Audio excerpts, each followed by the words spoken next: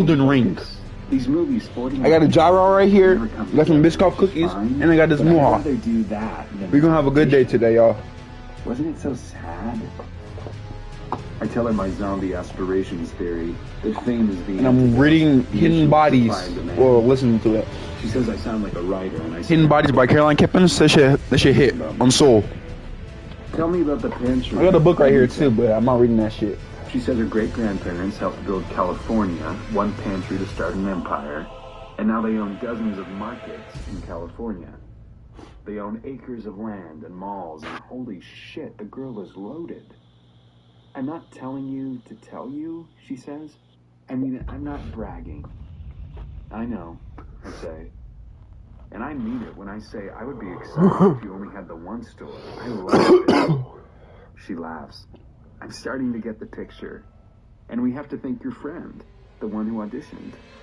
She taps my shoulder. The reason we met. Love is bold. Love is horny. We should send her flowers. Or candy. What was her name again? Nice try, I say. I'm not telling. She slaps the wheel. I laugh. I still can't believe the way your parents have been telling me about you, and I had no idea. Well, that send our love thing, that was my dad's idea, she says. My parents, they're kind of grossly in love. And after I was born, after we were born, my dad was like, let's spread the love. Let's make that a part of our everyday. I think it's sweet. My parents hated each other, and our grocery store had fucking rats. She has a loose high laugh. She says that Ray and Dottie are middle school sweethearts. Dottie's father was a butcher. Ray's father owned the pantry. They fell in love as children, stayed in love as teenagers, and they're still nauseatingly in love now. I laugh. Love says that I won't be laughing in an hour when we're all at Chateau together. It's just not normal, she says. It's like they never got over each other. They act like they're in high school. That's unusual. Love says it kind of sucks, and sighs, and says she believes in laying it all out there. She blames her parents' happiness and her given name and her proclivity for relationships. She's been married twice. Twice? I ask. I hold my phone up to the window. My service is bad, and I want to Google it. Use my iPad, she says. The password is love. The password is love. And I pick up her iPad and she tells me about her husbands. She met Michael Motorcycle in Vegas, total asshole. And she was young and stupid and resentful and on blow. They lasted 11 months. 11 months, I say. That's impressive. You gotta try, she says, and sometimes I can't tell if she's being earnest. She married her second husband, a black doctor named Dr. Trey Haynes, 8 years ago. He was my heart. I go into Safari and look at her history. Boots, puppies, boots, snow boots, puppies, labs, chocolate labs, black dog booties, over-the-knee boots, yellow labs. I don't see how this can be it. Maybe it's some rich person privacy setting where no matter what you look up, it just says boots, puppies. Because the girl searching for boots and puppies can't be the insightful woman here in the Tesla, the one telling me about her marriage to Trey. We were both 27, she says. We were crazy in love. Boots and puppies. Uh-huh. But then he got sick. Cancer, she says. People always talk about the fight, but Trey didn't get to fight. We didn't get to... I didn't have the chance to clean him up after chemo or shave my head to go along with his. He died that fast, I say. And maybe boots and puppies are a defense mechanism. That's horrible. It wasn't cancer. He drowned when we went surfing right after he got diagnosed. Oh, she killed him. She grips the steering wheel more tightly. My mom would kill me if she could see me right now. She says I talk about this stuff way too early. But you know how your brain has sort of a baseline resting thought? A thing you talk about with yourself? Mug of urine, Candace, Benji, Peach, Beck, Henderson, mug of urine. Yeah. Well, mine is always about Trey, she says. Man, the mug of urine, Benji, Beach, Beck, mug of urine. So bad about me having to watch him die that he killed himself. And not in the coroner poison kind of way. I mean, did you ever read Flesh and Blood? Yes, I say. Well, you know the guy who's gay, and he can't deal with it, and he swims out to die? Yes, I say again, and I can't believe Boots and Puppies is talking to me about Michael Cunningham. Well, I think that's what Trey did, she says. He couldn't handle the idea of me and my family dealing with it. My parents are all about good things, but bad things, she shakes her head. Is this too much? Should I listen to music or something? I hold her hand on its way to the dash. No, I say. So is your brother married? Ha, she says. That's our family joke. I was married twice by 30, and my brother can't even date one girl for more than 5 minutes. The best role models can be the worst role models. Love tells me that it's impossible to live up to Ray and Dottie's relationship. She doesn't even know why they had kids if someone loved each other. You hear about moms being like, fuck my husband, I love my babies now? My mom, I mean, she loves us, but she loves my dad so much more. Are your parents together? You said they fought, but some people, that's just how they communicate. Ah, rich girls. No, my mom left. They weren't a model for anything. If only you got to choose your model, she says. Get what we get. Love is 35 now, which will make her the oldest woman I've ever slept with, and I realize how badly I do want to sleep with her. She uses her 35 is crazy. She is kind. She says she's sort of also from New York. We have a couple places there, she says. But I never last more than a few months. It sounds lame, but I think I'm just too sensitive. How so? I ask. Love grew up mostly in Majors, but was homeschooled with biology trips to the Galapagos and immersion semesters in public schools. She loves Los She's one of the lawyer.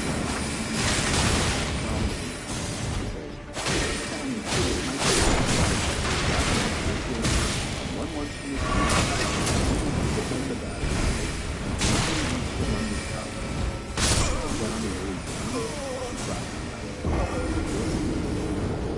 Love doesn't believe in that. there's 5. She believes in people. Her September 11th goes like this. Love was in her first year of law school at NYU. And in all honesty, I hated it, she says. I wasn't getting along with anyone, you know? In my room, funny to be more like that. And I mean the bad part, when Elwoods doesn't even have any friends. I was miserable. Weren't you a little young? I asked. Love is 5 years older than I am. Many years older than baby. But she is not that old. Well, she says, remember, I was schooled independently, and my dad, well, her voice trails off, and I suspect a lot of her stories have holes filled by money. So I was up all night at this divey bar, whining to my friends about how I wanted a son. Make him follow me. You know,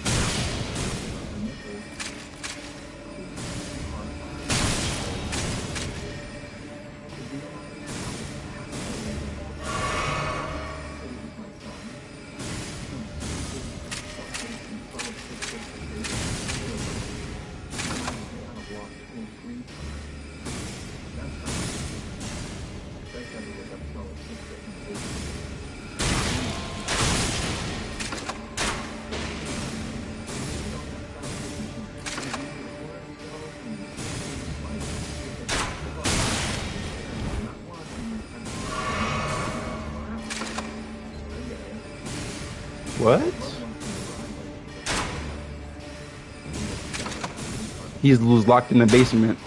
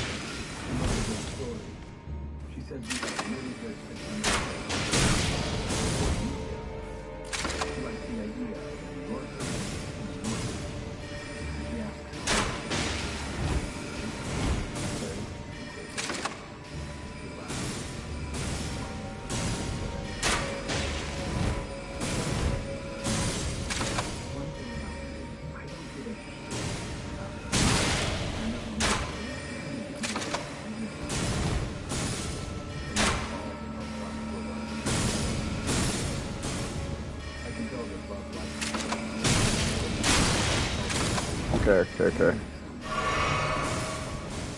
When Love finishes up with her mother, she drifts into the valley.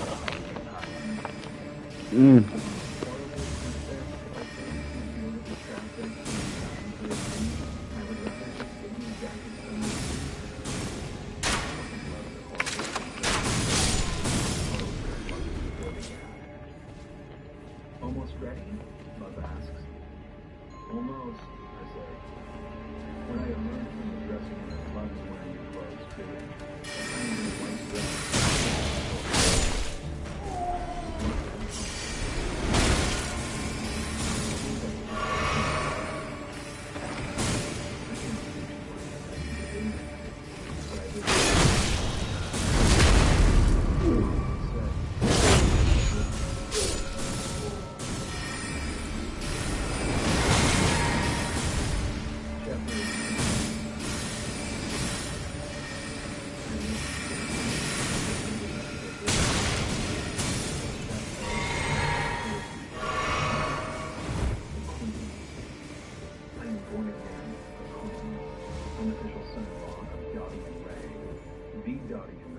Send me their love at the pantry, and they know how to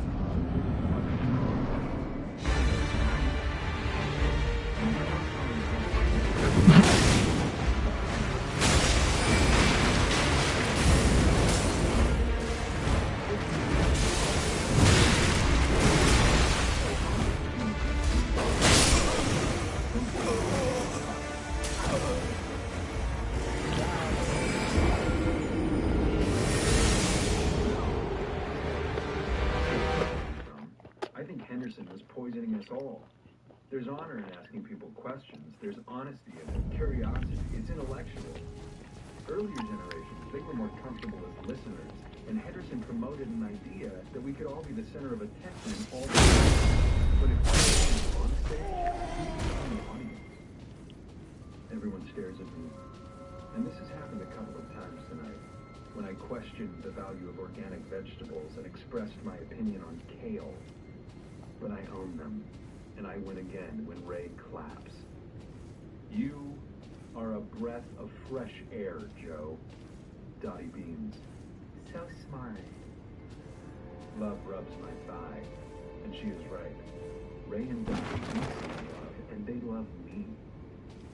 Ray wants to know if I like boats in Cabo, because he's got a new Donzi he's dying to get in the water in a place in Cabo. Love will show me that.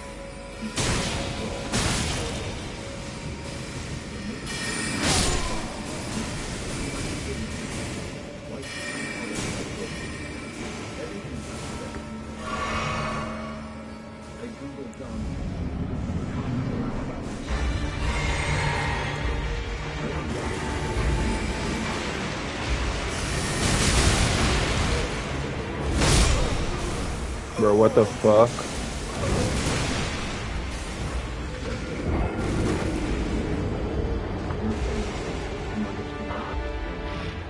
Love laughs him off, but he is right. Chateau Marmont is a country that doesn't allow extradition, a safe zone, a haven, and everybody cares about me. Is my chair soft enough? Is my drink to my liking? Is it too hot, too cold? Do I need sauce? I have never been so nurtured, and love whispers, my parents, not so bad, right? And I have a new respect for aspirations, because this is a great way of life.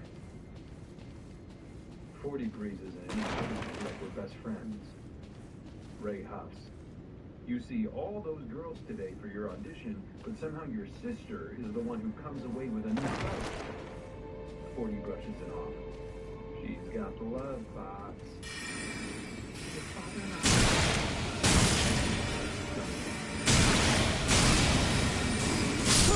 Bro, what are you doing? Ready?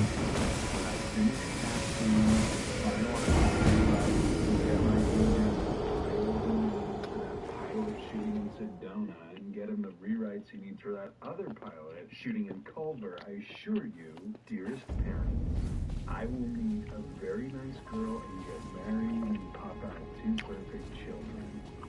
Maybe even twins. Love laugh.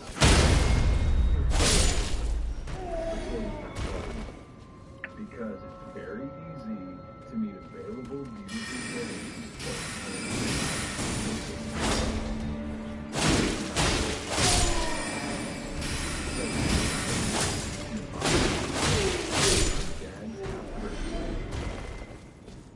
In my navy blazer over a plain t-shirt, I pass as one of these people at Chateau. Ray tells stories about the good old days, running around the first pantry, working double for pennies. His parents gave him nothing. That was a different time. And Dottie says the past is the past. She says you can't pretend you have nothing when you have so much. She squeezes my arm. See, his father was the owner, and my dad was the butcher, so it's only because of me that he knows what it was to be poor. I understand, I say.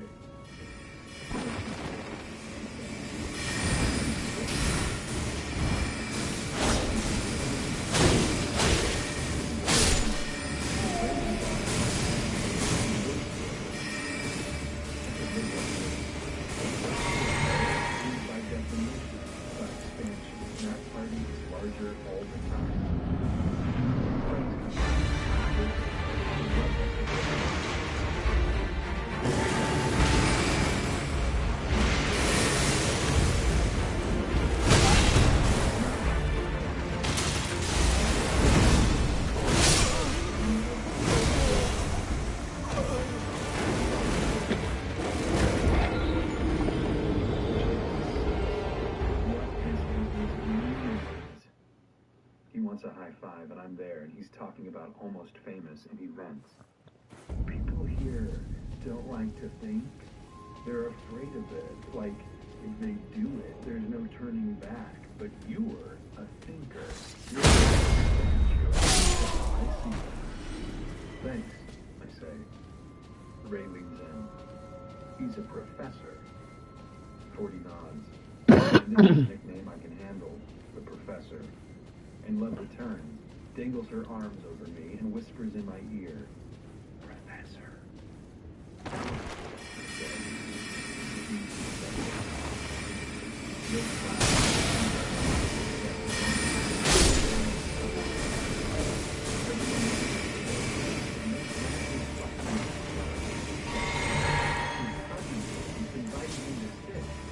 And now, Barry, for us. He's so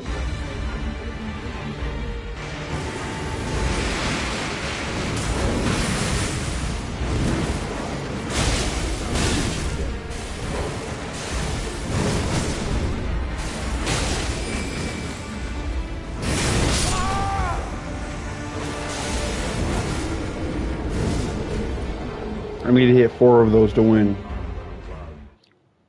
But after I need a backup, I need like some type of... I'll gladly take this one right here. Fucking pig. But Love's father laughs, and Love excuses herself to the ladies' room with a kiss on my cheek. Stein sighs. All the good ones are taken. Dottie smiles. This is Lovey's new friend, Joe. He's brilliant. Ray endorses me too. This kid's got the goods, Barry. Barry says it's nice to meet him, and I don't like him. And I don't like the rich blonde motherfucker approaching this table. His hat says Vineyard Vines, and his t-shirt says 4 Seas Ice Cream. And when I wanted to come here with a t-shirt, we had to go south.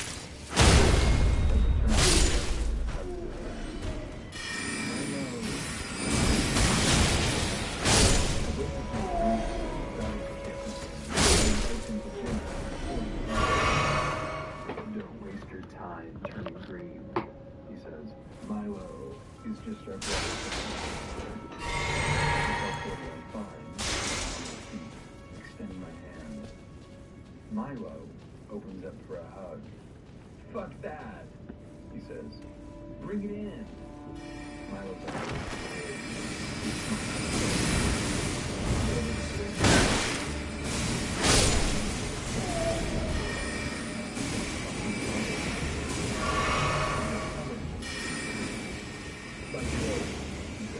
put my heart in.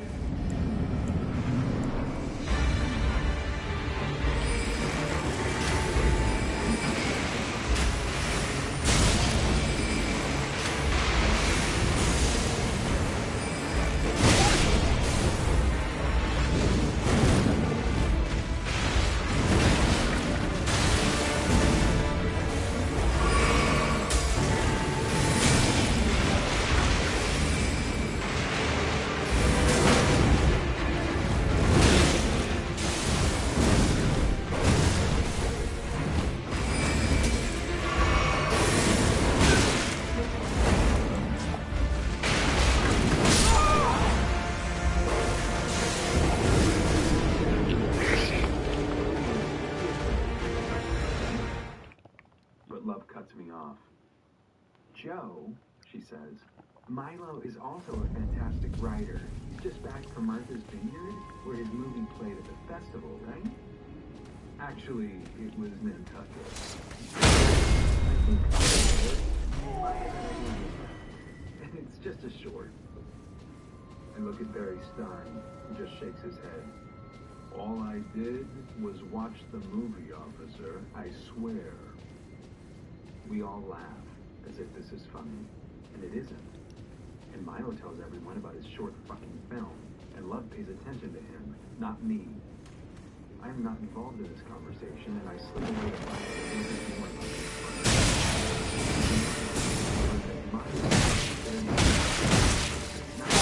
Bitch. Less than 24 hours ago. I learned that his short is a based-on-fact retelling of the most searing event of Milo's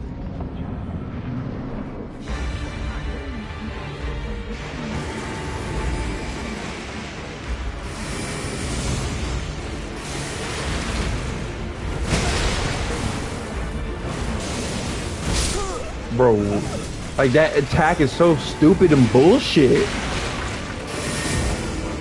Like that first attack is just so stupid and bullshit, bro. I head back to the table, where Milo and 40 fight for the attention and approval of Barry Stein, who says Milo's ideas have tremendous potential. But Pat told me these are two very different statements, which is idiotic because at the end of the day, either you have something or you don't.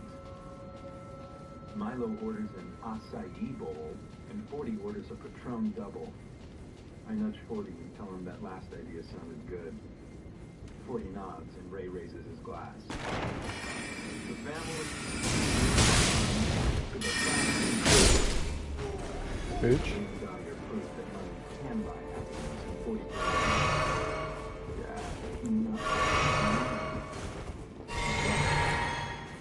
Joe, she says.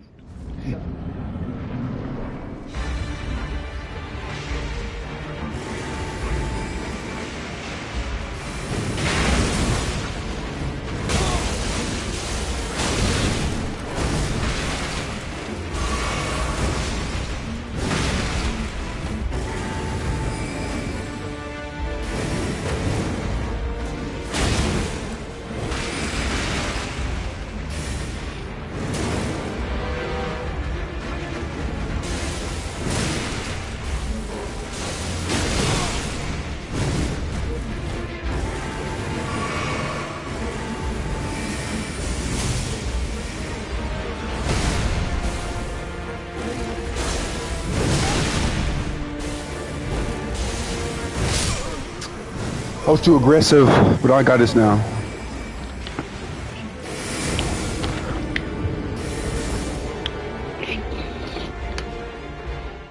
The disappointment is disgust, and I am relieved when Dottie tugs on my arm.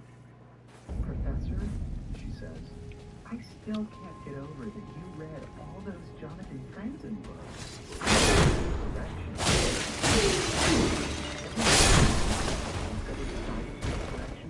A film. Movie club? I ask. We were a book club, she concedes.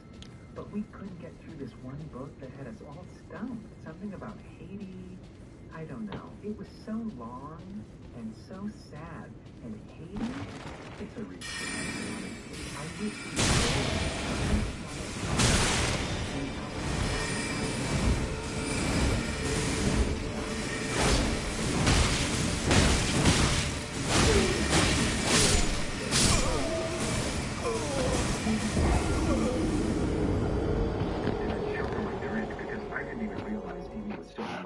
and she is, clearly, or I wouldn't have suggested that fucking book. Hey, Professor. 40 leans in, only to be interrupted by a waitress who lays a hand on my shoulder. Trouble with the urgent message. Look around for Love, and Love is gone. And the waitress slips me a napkin. Order, Joe Goldberg. Deliver to Suite 79. When? Now.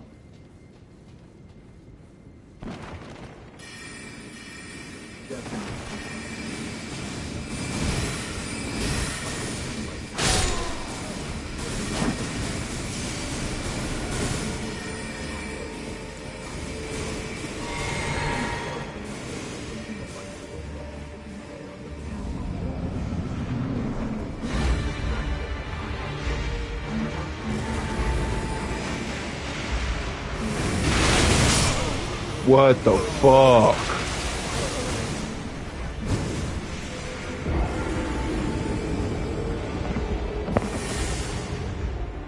We got a meteor coming in from outer space. I got your note, the table. She cuts me off. I said I didn't order room service. She objects. Then she winks, blank that. She tries to close the door, and I stop that from happening. Love is patient, but also, mainly, above all, yes, love is perverted. This, I say as if I've done this a million times, it's a courtesy from the hotel, a token of our gratitude. This is sort of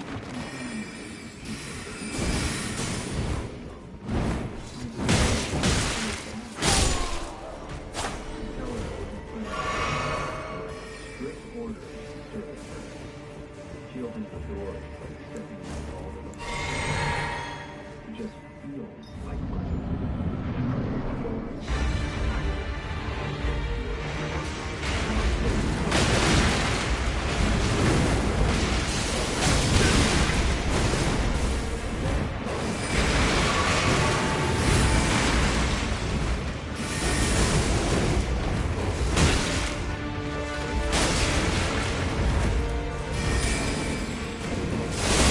What the fuck was that? Oh, I'm still alive.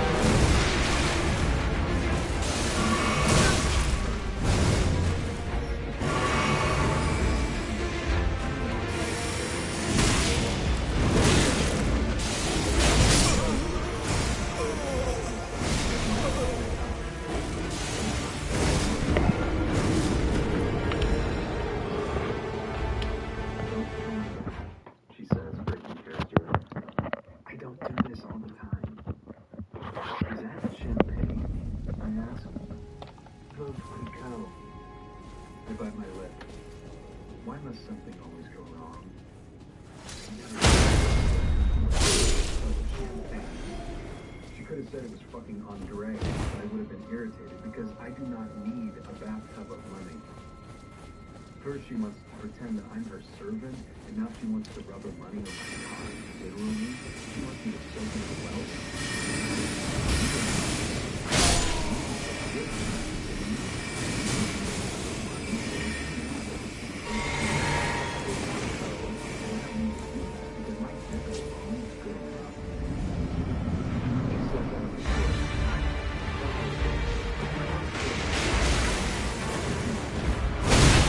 Like, what am I supposed to do with that?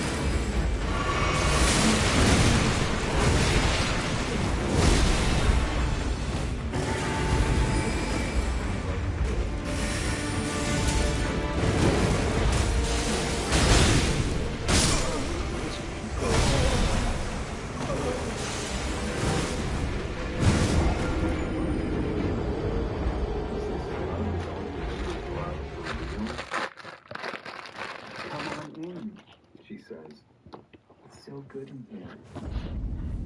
But I won't come on in. Of all the fantasies she had to do, she was silly. She could have opened the door and pretended that I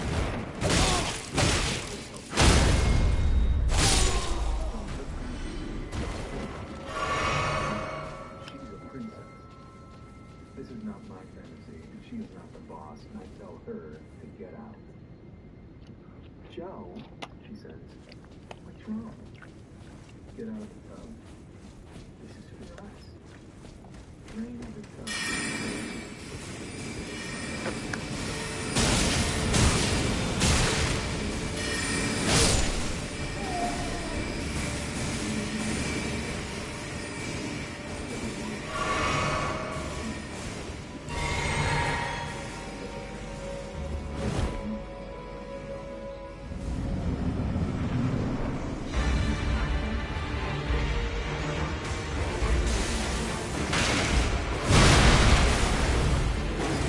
Bitch.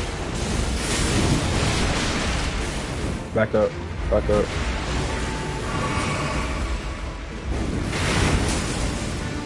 Bitch.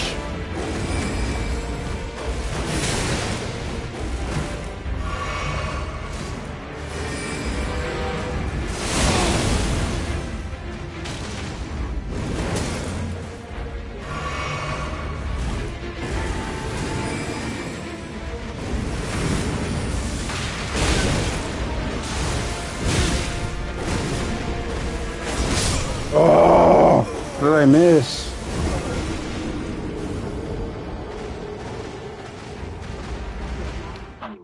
She asks. Really, I want to know. Take off that towel. She looks around as if I'm the kind of asshole who would record something this intimate. I tell her the rules. No talking.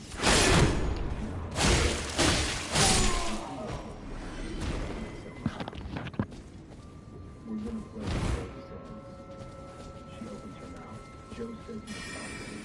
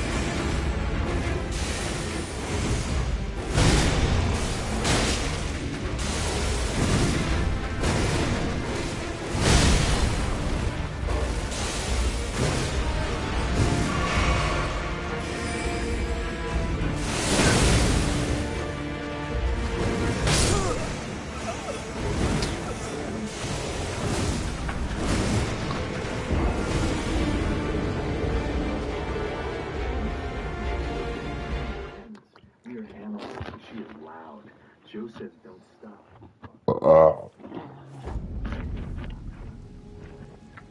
Joe has love. I admit that none of them is kind of wetness. The stuff of pornography.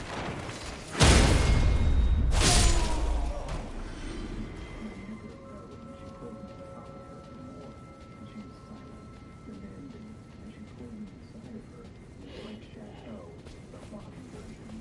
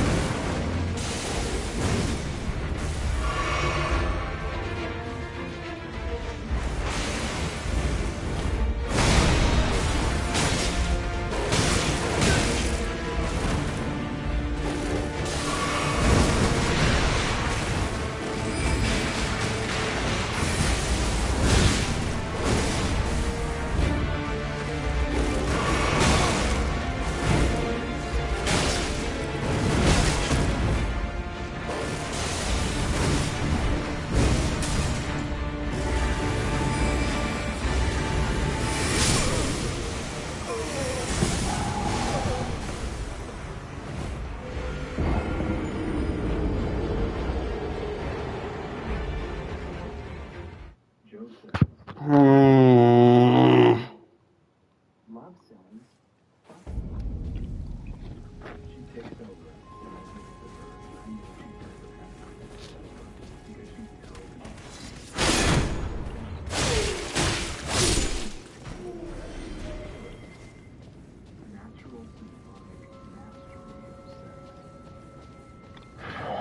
Jesus Christ, man. This shit's hard.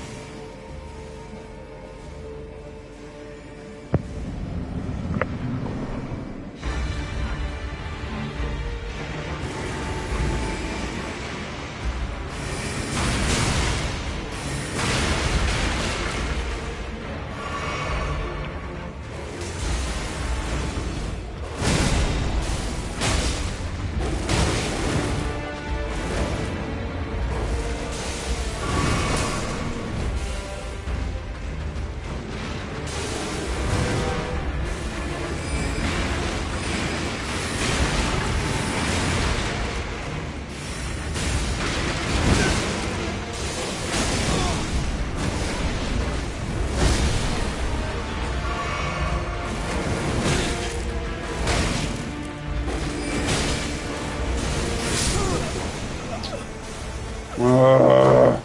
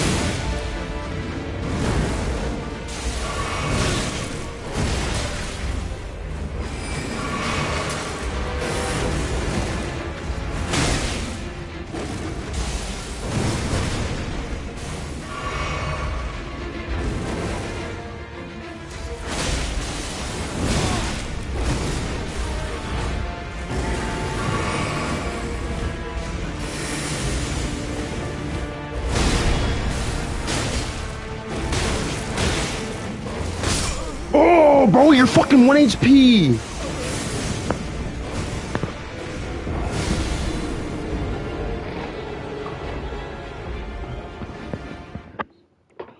We have to watch movies on TBS, Love's favorite station. When Bride Wars began, she said she never cheated on either of her husbands.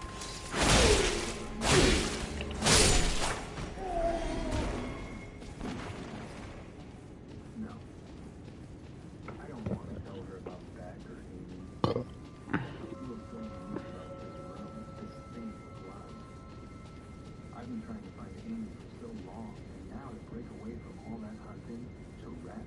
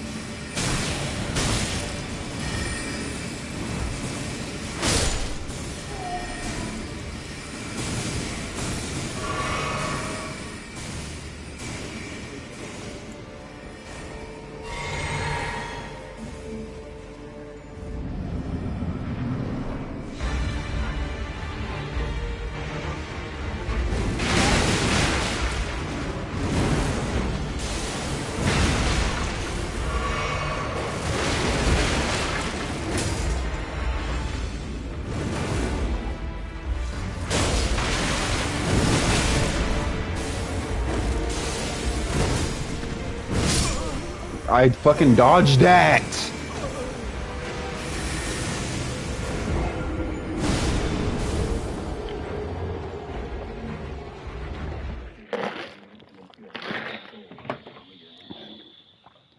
Everything I did was worth it because it led me straight to love's arms.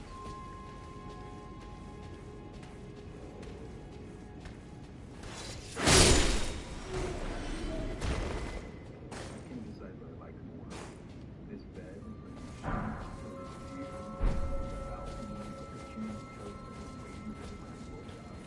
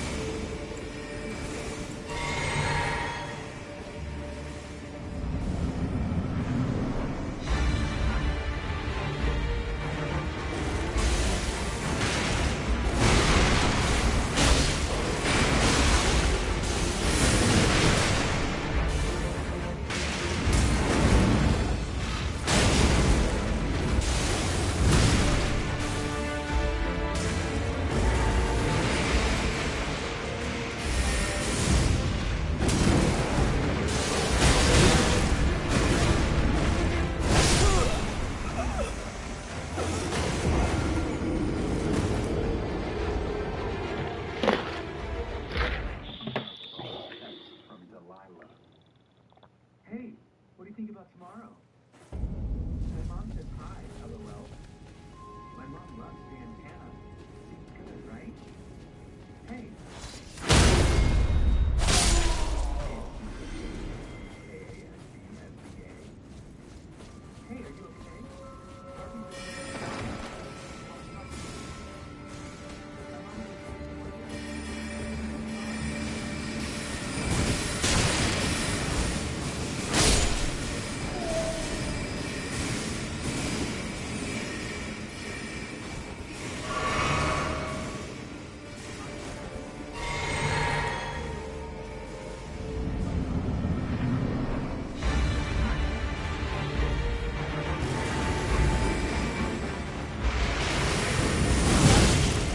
Are you serious?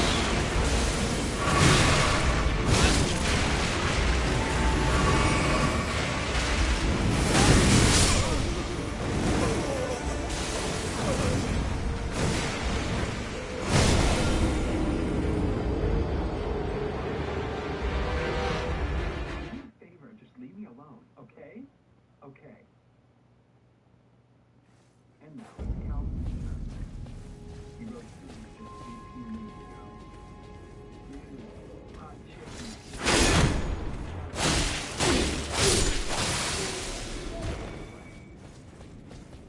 I thought I was done. That it was over. But my beating heart and shaking hands tell me it's not. Amy.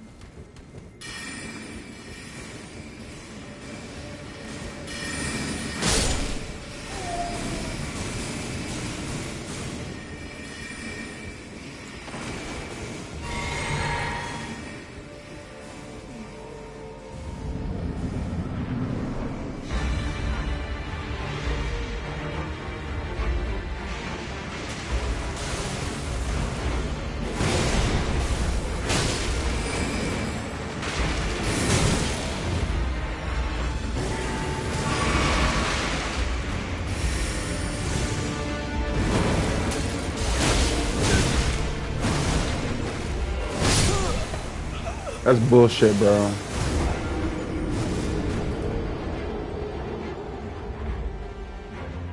I had a purpose and a goal, and I need closure, and fuck.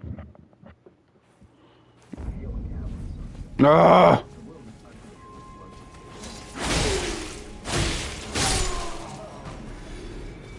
She asked what kind of yoga. I said Hatha, FYI. I write back.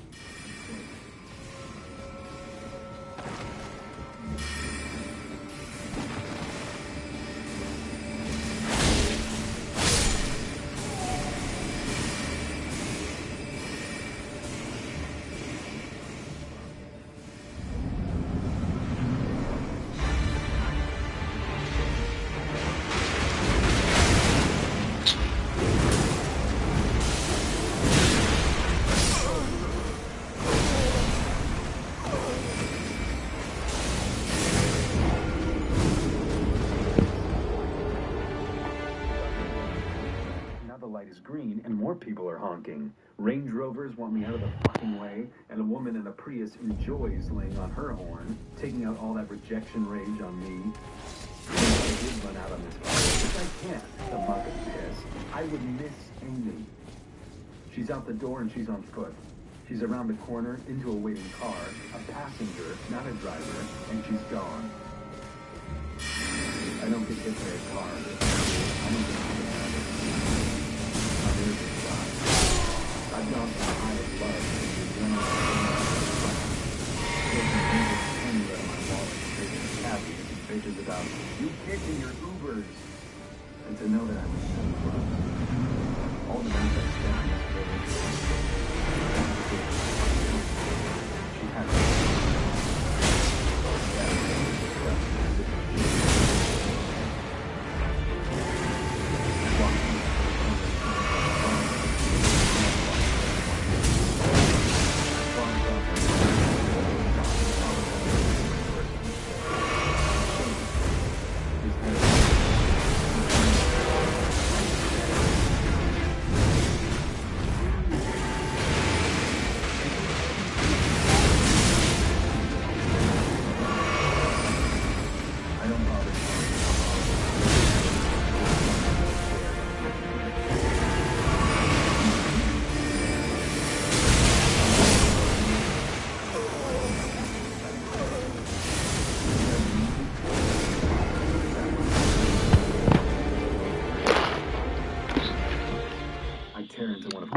think thin bars. Yeah, I say, deflated. A 2-day meeting? He asks, all hopped up now, as if this might mean he gets to ride along. You haven't been around. Delilah. And I sigh. Yeah, I say. A friend in town, a meeting, no big deal. Calvin picks up his iPad. She was filthy hot. He said, do you need it? Yeah. Love.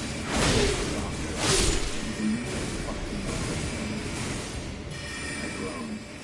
Love does not know my phone number, and never seeing her again is possible. I ran over her, and this is what Amy did to me, and love might think I used her for her body, her bed, her double practice. Like you said,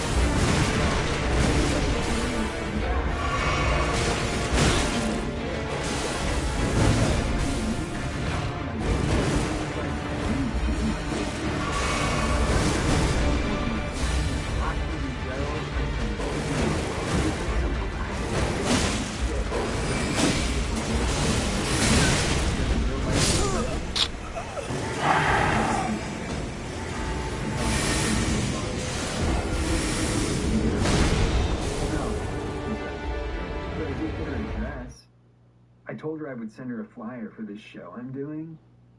You got her address? Yeah, he says. I reach for his iPad and he pulls back. And this show, it's called Back in the Day, and we're totally analyzing it, you know? We're gonna, not promote on Facebook or Twitter or Calvin, I barge in. What's your address? He squirms. Can I say something? Fucking sure. Fuck not. This property and my new property, and technically, she gave me her lead. Take a deep breath. I will not lose my mind. That's cool, I say. Yeah! I don't know how I got it. Yeah, he says.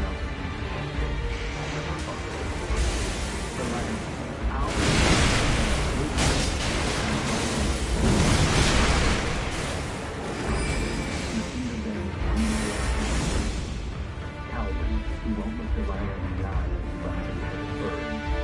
No, he won't want to be white. Just extend to it.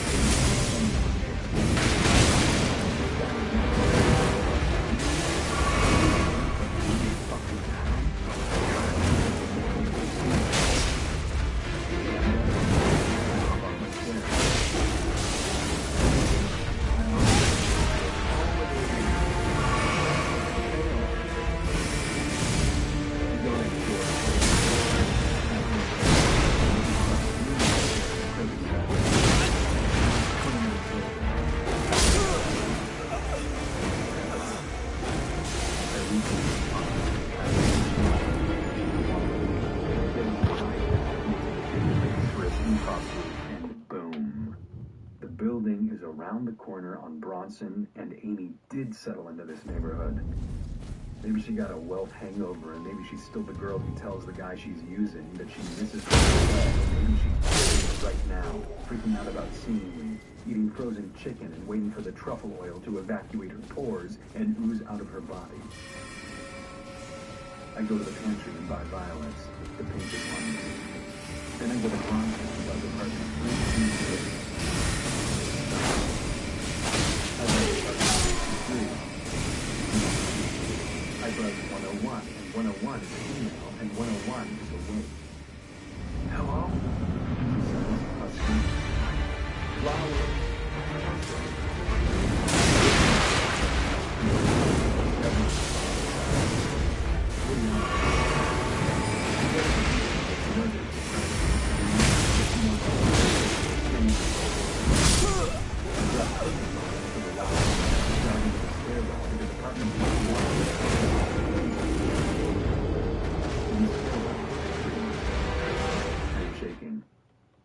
Flowers rattle, swish, swish.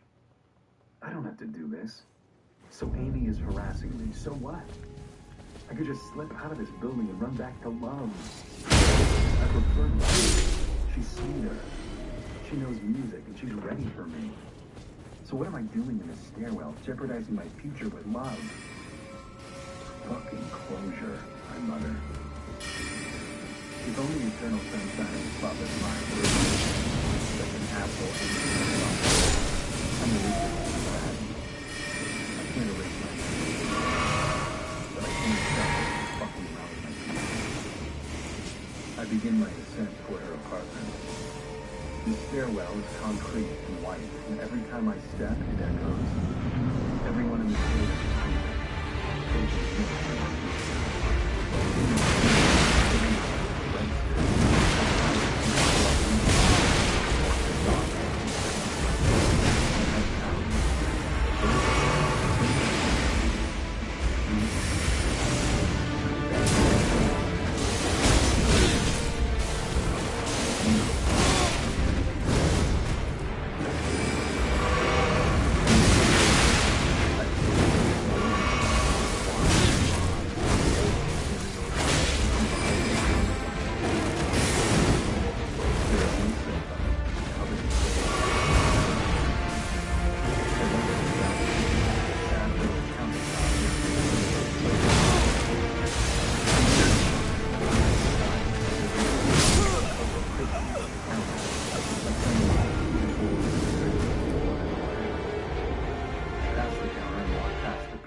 bar stools into a narrow hallway.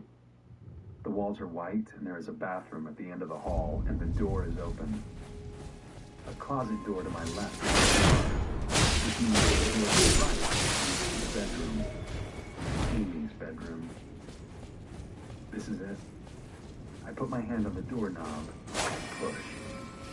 The room is small and dark. Marilyn Monroe hovers above the bed. Refugees in one.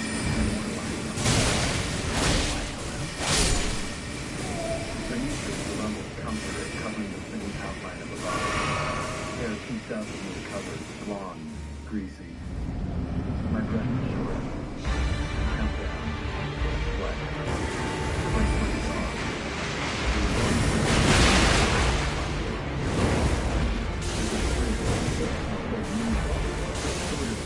Black. Back.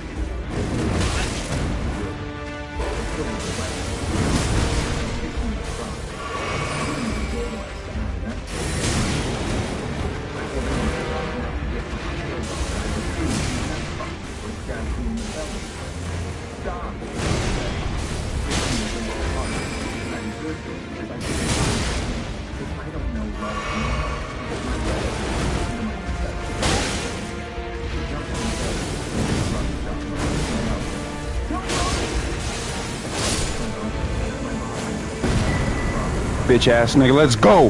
Bitch ass nigga, let's go. Let's go. Let's go. Let's go. Let's go. That was supposed to be me on the bed in control. I open my eyes.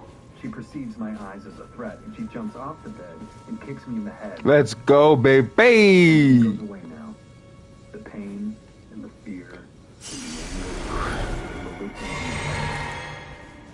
Blackout. Let's go to Lost Grace. Chapter 21. Don't move, the girl says again. I can't move. She's being redundant. While I was out cold, she tied my limbs together with resistance.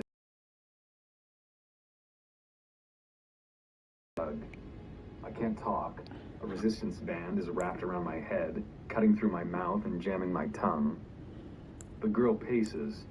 Fuck these fucking resistance bands, and I have only one move. I cry. In the big way. For everything bad. The starving kids and the way Harvey refreshes his YouTube videos. For Calvin's body.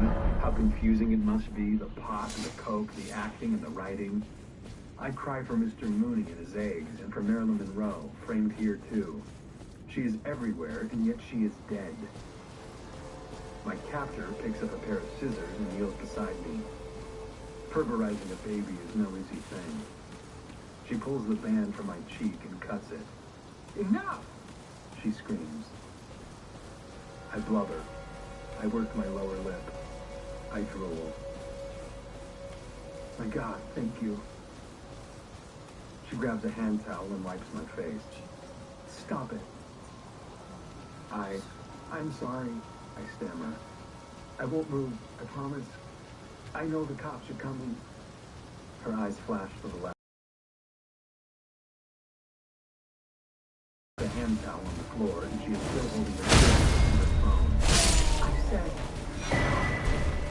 I nod. Sorry. She paces, and there's a reason she did not call the cops. Anyone would call the cops. That mysterious reason is all I have. And I wish I knew what it was, because if it goes away, I'm fucked. Sometimes they're slow, I assure her. But they'll be here. She stops moving. I said, stop it. I'm sorry. Stop talking. I will, I said. There's just something I want you to know before they get here. She groans. She looks at me. I blurt, I was looking for my girlfriend. You broke in. No, I say. The door was open. No, it wasn't. Go look, I plead. I swear to you, the door was open, just like Lydia said it would be. The girl stormed across the room. Her thighs are hard, shiny. She opens the door. She examines the knob. She slams it. I do know how to pick a fucking lock. She returns to me. Well, who the hell is Lydia? Do the cops have your code? I ask. I am #TeamGirl. You should call 911 and make sure they know the access code. They haven't. She lies. She grimaces. She gets a text and she reads and types, and it's probably her best friend, who is like, call the cops. And this girl is like, I got this. And the friend is worried like, you need to call the cops, sweetie. This is cray. I can smell the dynamics, and I know I have a shot at freedom. This girl doesn't want to bring in male authority figures. Look how many resistance bands she has in her possession. She was training for something like this. This girl is a vigilante, like the renegade hotel manager in Red Eye. I can't make sense of the Marilyn Monroe pictures and the West Elm furniture. They don't match up with her rock-hard thighs, her resistance.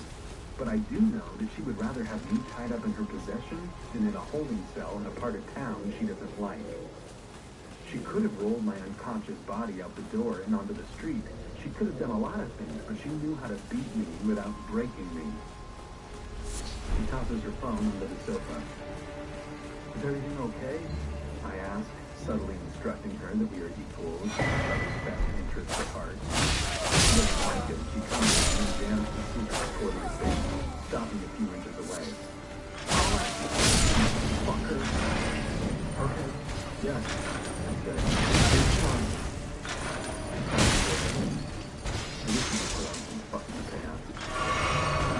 Who are you? This matters, what I say to her. I have to be someone she wants to set free. This is the most important question I will ever answer and swallow. I'm Paul. I begin, my mind blurring. Okay, Paul. What else? I swear to you, I am not a sicko. I didn't come here to hurt you. You didn't bring a weapon. She concedes. She pulls the scissors back the tiniest bit. I nod. I'm a mess right now. Girls want men to be messy. I try. I'm taking a semester off from law school. I want to be a prosecutor. She says. Is your girlfriend in law school too? I don't have a girlfriend, I answer. She raises her scissors. I was too quick. I fucked up. You said you were looking for your girlfriend. You specifically said that. Lydia. I'm sorry, I said. I'm freaking out here. She purses her lips. She puts down her scissors and picks up her phone. I should call the cops. I nod, like a Republican promising to lower taxes before a live national audience. You should. I agree. I play hard. I don't blame you if you do. I would have called the second you knocked me out. I show up in your bedroom? It's a fucking nightmare. I can't believe I went to the wrong place. If I were you, I would have done the same thing. I called the cops. Fuck, I know it. She looked at me. It's not like they're gonna resolve anything. They'll just throw you in jail and let you out a day later. True, I said. But then, when you fuck up like I did, you deserve it.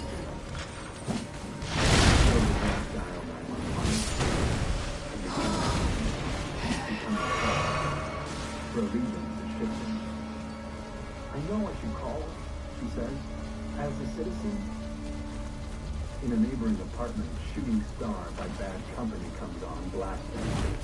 A moment later, it disappears and suddenly it started. We both laugh. Every morning, she says. Alarm clock. That's one hell of a way to start the day.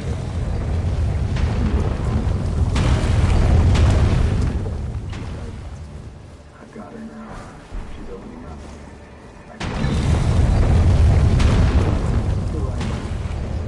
It's an important sentence. I'm going to call 911, she promises, but no, she isn't. This isn't about you or me, she rationalizes. This is just what you have to do in these situations. Yes, I declare, unafraid. It's the right thing. She slides the unlock button on her phone. I watch her fingers, unpainted short nails. She enters the passcode. I listen to the neighbor trudge. She hits the number 9. She hesitates. I go in. Don't feel bad. Believe me, I know I got this. Stop pushing numbers. What is your deal? Oh?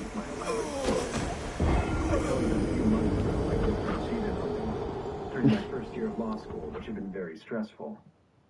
Where do you go to law school? She asks. And God bless women, curious, mysterious creatures, mutating from one mood to another. UCLA, I answer, and now I get to the good part.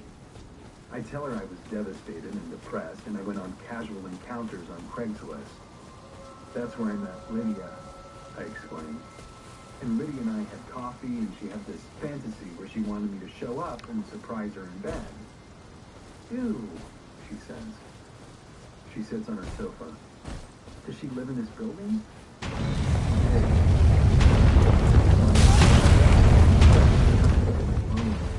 She had said that she only locked the door when she was with someone, that I was the door was unlocked, and I thought this was the place. She screams. I can't believe she forgot to lock her door, and she blames herself now. She hits her head with her phone. I need to get better at this. She's all about herself. Her own failure locked the door. This guy left. She isn't afraid. She's afraid of what would have happened if someone truly dangerous had shown up here. She tosses her phone on the sofa again and picks up her scissors. Hold still. She cuts the resistance bands that bind my arms together, and now we get to know each other. Rachel is a nanny. She was the head of the Rape Crisis Center in college, and she still teaches self-defense to women. I caress my wrists. That explains your moves. Rachel works for a rich family, and this apartment belongs to them, which is the reason she didn't call the cops. They're so paranoid, she says. If I called the cops and the cops called them, they're kooky LA zillionaires, she says. You can tell how completely drugs. It's what an old man thinks a young woman wants, you know? Are they famous? She says they are, but she winces. I signed a non-disclosure. She writes, I can't talk to friends or tabloids or anyone. My mom is my mom. Wow, I said. Crazy? Yeah, she says. Hopefully I'll be out of here soon. Anyway, are you gonna call the Lydia girl? I don't understand women in Los Angeles. The fearlessness. I could be anyone. I could have been lying. I am lying. I could be a pervert, one of the rapists she is trained to combat. Why is she smiling at me and coyly asking about my imaginary Craigslist hookup? How did she recover so completely to the point of flirting? No, I say. I rub my wrists. I think this is a sign that I should lay low. Right, she says. You'll get out there when the time's right.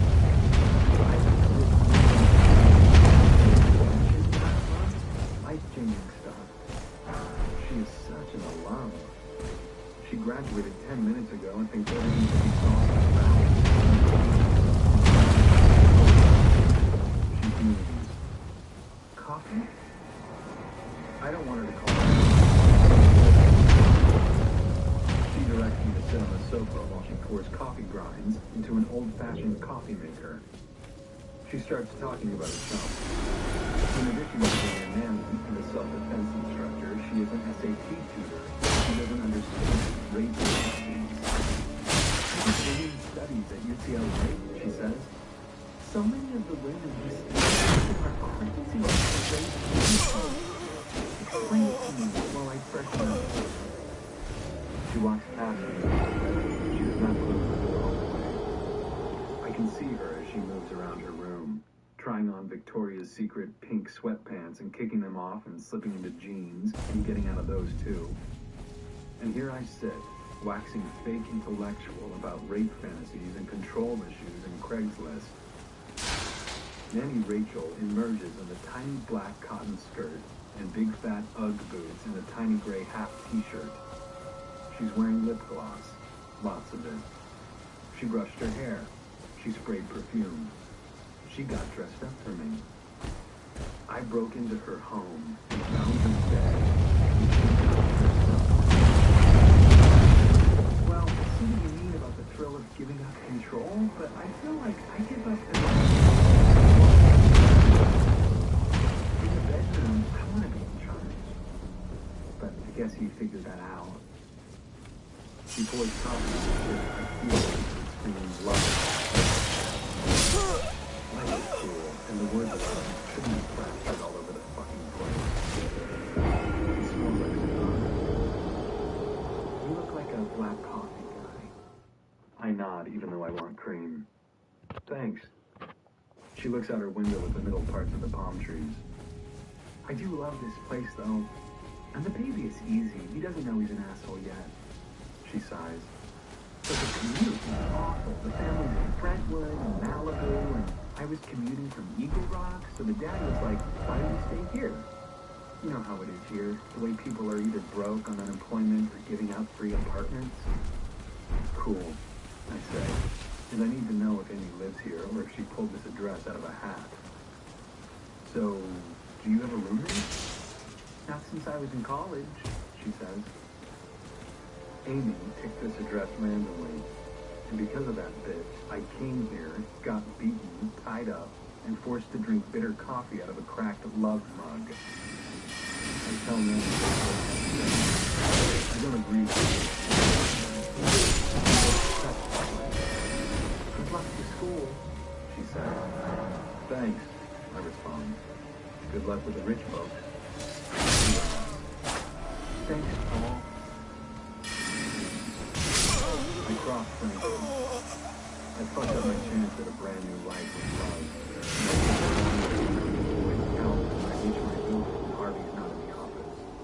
So there is a God.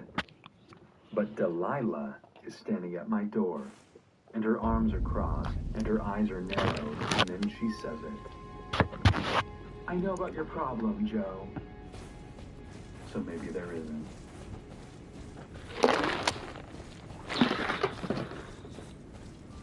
Chapter 22. This is not my lucky day. Delilah is pacing in my apartment. When I stood her up, I pissed her off. And unfortunately, she didn't dive into a quart of Ben & Jerry's. Instead, she went on a research mission. She's been obsessing about that night I stood her up. She won't say this. She's building. She has plans. I know, I say, placating. You're not 10. Don't talk to me about fucking Calvin. You asked me what happened. I will my forehead to stop sweating. Your answer can't be Calvin, she says. You have to take responsibility for your actions. Your actions and consequences. What? She asked. She's downloaded some app, but never mind about the app because I'm the one who let her on and she thinks there's something up with me. There is nothing, I confess. I flaked. You haven't lived here long enough to use that excuse, she says. You're supposed to be a New York guy. Delilah, I plead, can you please let this go? But she can't. She has more to tell me. She knows that I told the bartender at Bird's that I knocked up a girl. I did, but I didn't.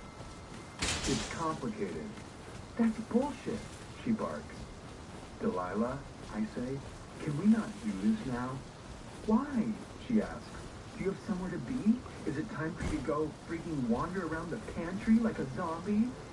I don't wander around like a zombie. Ask Calvin. Leave Calvin out of this, I remind her. Don't change the subject. She said she found out from Calvin that I was at Henderson's and that it was my idea to go to the party. I know you were there. I have proof. She shows me a video on YouTube, and there I am in Henderson's fucking kitchen. I want to erase the internet. Calvin said 1 minute you were there, and the next minute you were gone. So where did you go, Joe? I forgot how small this apartment is, how thin the walls. She's trying to put me in a cage, and I won't let her. Delilah, this is not cool. No, she says. It isn't cool to let me suck your dick and then turn around and shit all over me. That is not cool. And I wanted you to man up and explain to me why you haven't been to work in several days and why you were at Henderson's party and you told me how much you hate him. But if you won't do it, if you won't just tell me. She said,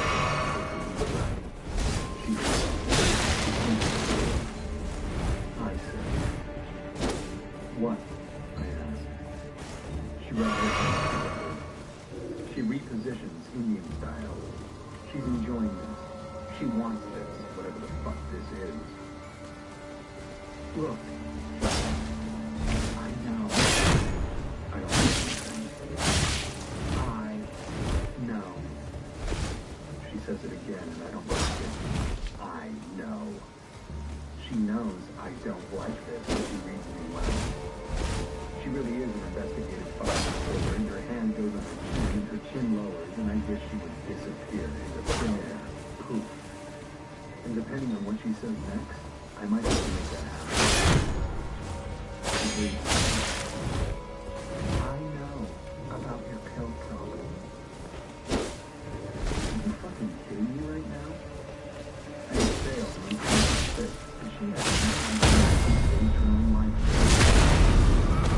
Too aggressive, I guess.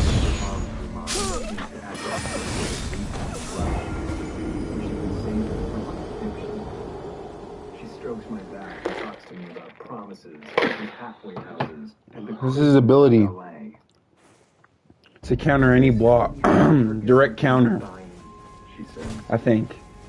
So you can counter any ability. I mean, any hit. I think you only can use it once, so. Brit fell apart too in here. She stared at the Kandinsky. We can get you better, she said. We can. You just have to want it. I need her to think she's right, and I tell her I want to do this on my own. I think I need to be fine.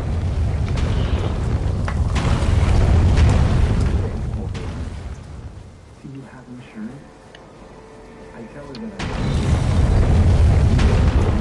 turn later for the fucking board game. Shoots and ladders, she says. Sometimes you just need to, like, be a kid, you know? I don't know, but I push the spinner and feign interest in the cutest anecdotes about celebrities and about the times George Clooney sort of flirted. No, I'd kill him in here. She switches down another shoot, and the game is never ending. This is what you deserve when you don't fuck Delilah. I should have known, but I was a fool. Yeah. She wanted me to meet her. She was gone, placated.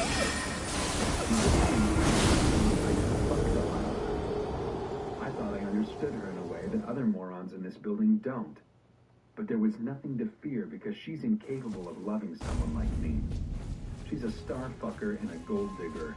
And while she claims to put on her band-aid dresses in the name of work, in the name of gossip, she was putting on these dresses because Nicolas Cage married a waitress.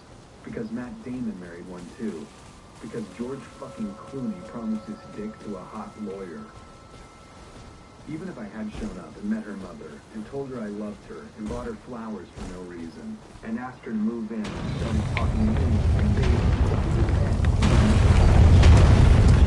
and working and squeezing into dresses and going to Golden Globes parties.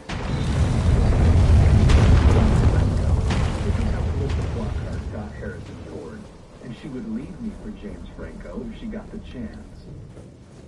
But I did not see the whole picture. I was paranoid because of the and I was lonely and I didn't. Fuck you! I hate you!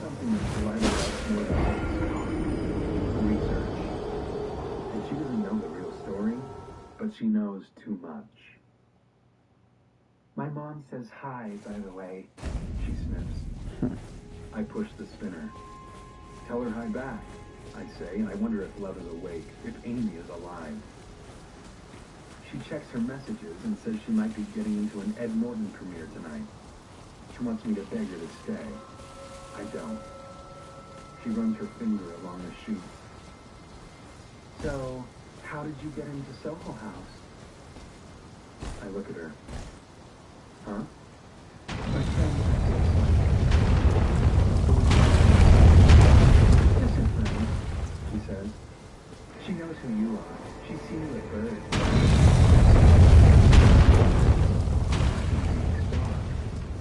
This is Fast and Furious, and Delilah has her own fucking team. Does she think she can trap me into being her starter husband? Her creepy fuck doll? Joe, she says, where have you been these past 2 days? Was I with Joe? No. Can you tell me when you get this done? She says. I know it's not because he didn't care for me these past few days either. Delilah, I say, it's not like that. Then tell me who you were with. I look at the Kandinsky. So, she says, I promise to help you, but I can't help you if I don't know where you're. Bro, what am I? She's too smart. I should eliminate her. But if I were to bash Delilah over the head and go out and buy acid and reduce her body, I would attract the wrong kind of people. Her parents would. Yeah, right, bitch.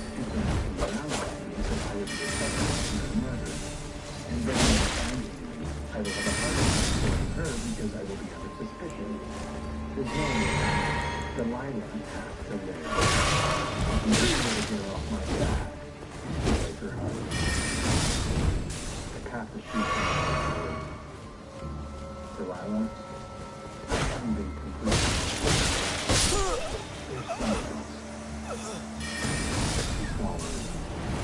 cheeks glow. Maybe they just turned red. I tell her I'm sorry. I tell her I went to Henderson's party to see this other girl. But she's enabling you, she pushes. I shake my head. The pills aren't for me. She pulls away. Then who are they for? This girl's mom, I say. She has cancer. Esophageal. Delilah closes the board. I'm sorry, I say. Whatever, she says, turning her back on me. I tell her I'm horrible. I tell her she is beautiful. I tell her it's my loss. I hold her. I tell her she is beautiful again. I tell her she is smart. She can run the world. I tell her she is going to wind up with someone much better than me. And this is when she hugs me harder. This is when she forgives me. When I tell her without a doubt that I will be knocking on her door someday and she's living in the house of the world. Impossible. Security. I'll be living with her, but I don't deserve to be. She said, just do me a favor. Don't talk about me, Des and Harvey and these other fucks. They're all just horrible. You got it. Delilah packs up her stalking devices. She has to go to the polo lounge to spy on someone. And when she's gone, I find the YouTube video with me at Henderson's. I look through the comments. User AA212310. Murderer in the house, right there. User AA212310 does not respond to any of the many people who have asked what she means about murderer. Thought it was suicide. Do you know something? Was he killed? Thought it was orgy. I will not take the fact that the username contains the initials AA means alcohol, and AA could be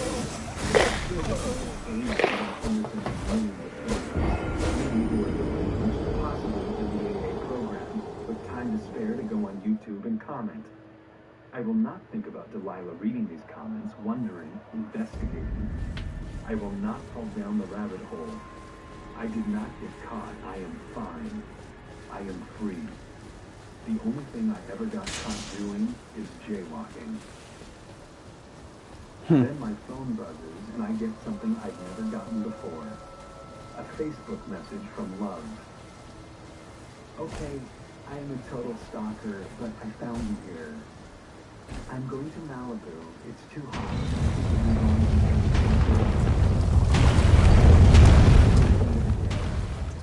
In? It's like she knew about me. Like she sensed that all I wanted was a way out was rape. I write back all caps. Yes. She responds. Literally in front of the building. Hashtag psycho killer cast cassette. She writes again. My French spelling sucks, but my French kissing is good. How about? I write back. Nothing about you sucks. And of course, it's the truth. I pack a bag and think about Delilah's vacuum mouth and Amy's hungry elbow, all hands on deck enthusiasm. I will not be getting my dick sucked in Malibu, but I won't have to deal with Delilah. I bring my clothes and my underwear and my computer. Picture Harvey explaining to some new Angelina that this apartment is hers. The first girl took off, set his into furniture. The next guy, one day he was here, and the next day he was popping pills, allegedly, and then gone. I take out a few pairs of pants. Outside, I search for Love's Tesla, but it's not here. I search for her, and she's down the street, waiting from a Ferrari. I walk to her and she smiles when I get her. She isn't mad that I told her because of a work thing. She doesn't see it that way at all. You're not right, she says. You ring me down. I tried to send like some random emails this morning to believe I got it. You want something? Yes, I say. Good, she says. Then you can focus on this pantry mix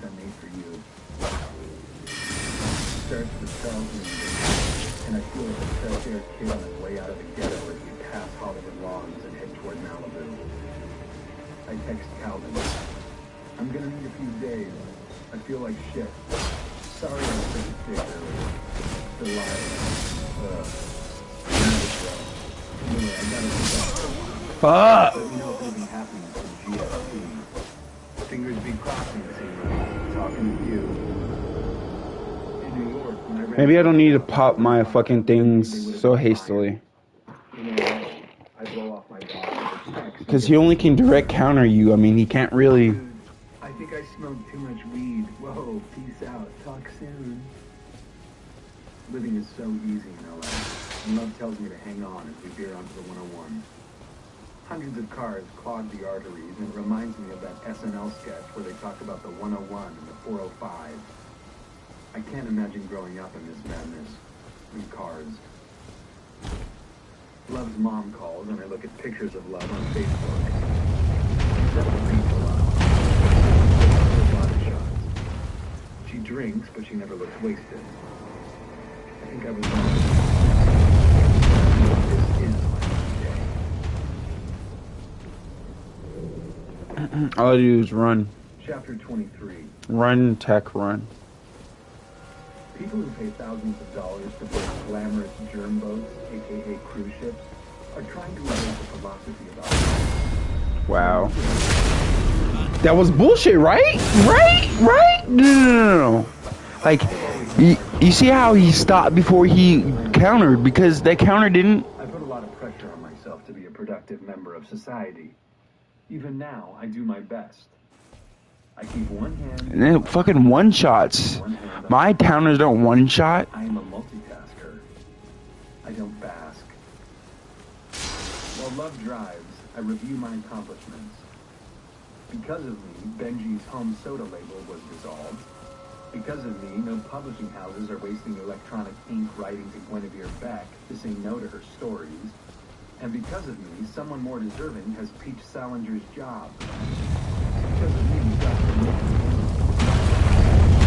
license to manipulate patients into blowing him. Because of me, Henderson's talk show is not remembered as the initial end of the age of narcissism in America. Because of me, Mr. Mooney was inspired to go away too. He's in Pompano Beach, happy as fuck, banging Broadway's Eileen. I also deserve a vacation.